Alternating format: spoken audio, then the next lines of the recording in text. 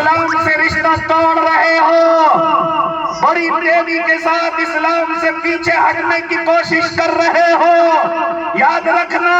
میری اور آپ کی آزمائش نہیں، بلکہ اس زمین پر مجھ سے اور آپ سے بھی زیادہ لوگ آزمائے جا رہے ہیں، مجھ سے اور آپ سے زیادہ پریشانیوں کے اندر ڈال کر کے میرا اللہ اپنے نیک بندوں کو آزما رہا ہے، اور وہ مجھ سے اور آپ سے زیادہ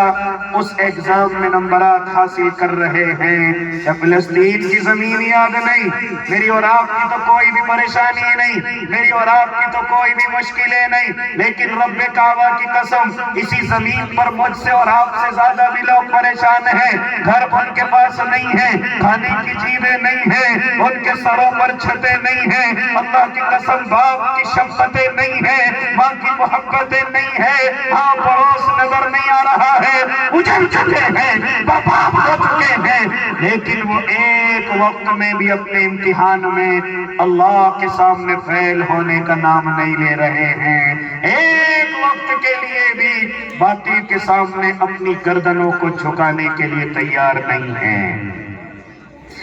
کیا تمہیں سمجھاؤں اللہ کے نیک بندو، آج میں اور آپ مسجدیں چلاتے ہیں،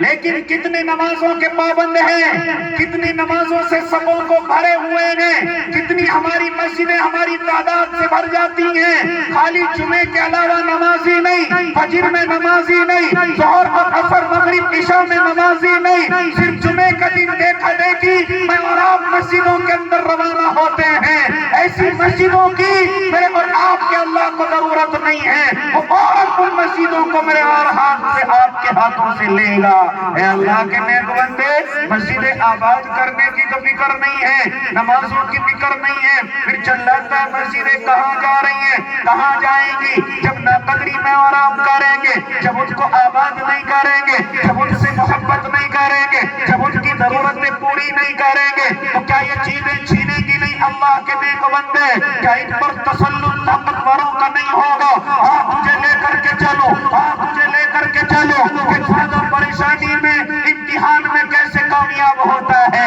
مصیبت میں کیسے کامیاب ہوتا ہے۔ آج مجھے اسی ارض مقدسہ پر لے کر کے چلو جسوں میں اور آپ فلسطین کی زمین سے یاد کرتے ہیں، اللہ کی قسم ان کی کارگزاریاں اگر میں سنانے پر آ جاؤں تو یہ تیری مجلس میری بات کے لیے ناکافی رہ جائے، میرے مہمانوں کے لیے ناکافی رہ جائے۔ اور ذرا سن، لیکن اپنے نوجوانوں سے گفتگو ضرور کروں گا۔ اسی فلسطین کا ایک نوجوان جو نوجوان ہے، اس حالت میں اپنا ایک پرچہ لکھتا ہے، اپنا ایک استفتاء طلب کرتا ہے، ایک فتویٰ طلب کرتا ہے، اور اس استفتاء میں لکھتا ہے، اے مفتی اعظم ذرا میرے ایک سوال کا جواب دے دیجئے، ذرا میرے سوال کا فتویٰ دے دیجئے۔ مفتی اعظم اس کے پرچے کو کھولتا ہے، جیسے پرچہ کھولتا ہے آنکھوں سے آنسو جاری ہو جاتے ہیں، اور کیوں نہ آنسو جاری ہو، بل نوجوان اپنے اس فتوے کے اندر لکھ رہا ہے، اپنے اس سوال کے اندر لکھ رہا ہے، جواب کہہ رہا ہے، اے مفتی اعظم ذرا مجھے بتلاؤ کیا میں جوتوں کے ساتھ نماز پڑھ سکتا ہوں؟ میں نماز کا وقت ہو گیا، مسجد میرے سامنے ہے، کیا میں جوتوں کے ساتھ مسجد کے اندر داخل ہو کر کے نماز پڑھ سکتا ہوں؟ پھر اگلی سطر لکھ رہا ہے، کیا میں تیمم کے ساتھ نماز پڑھ سکتا ہوں؟ حالانکہ پانی موجود ہے، لیکن وہ کہہ رہا ہے کہ پانی صرف اتنا موجود ہے، پیاس کی شدت اتنی سخت ہے، دشمن کا حملہ میرے سر پر ہے، ہاں پیاس کی شدت پڑی ہوئی ہے، اور پانی کے اتنے قطرے موجود ہیں، یا تو میں اپنی پیاس کو بجھا سکتا ہوں، یا پھر اسی پانی سے وضو کر کے نماز پڑھ سکتا ہوں۔ مفتی صاحب جواب دیجئے،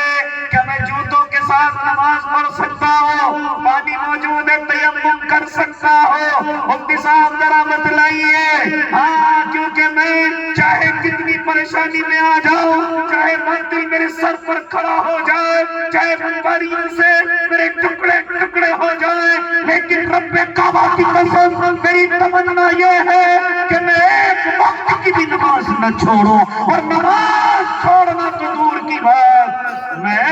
نماز پڑھوں جو اس حالت میں میرے اللہ کو پسند ہو، جو اس حالت میں شریعت پر چلتے ہوئے ہو۔ مفتی صاحب جوتے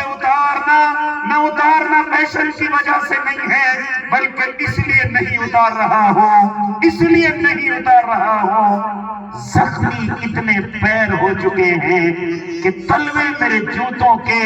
تلووں سے چپک چکے ہیں۔ اگر میں نے ایک دفعہ بھی جوتوں کو اتار دیا، مفتی صاحب دوبارہ ان جوتوں کو نہیں پہن سکتا۔ میرے پیر اتنے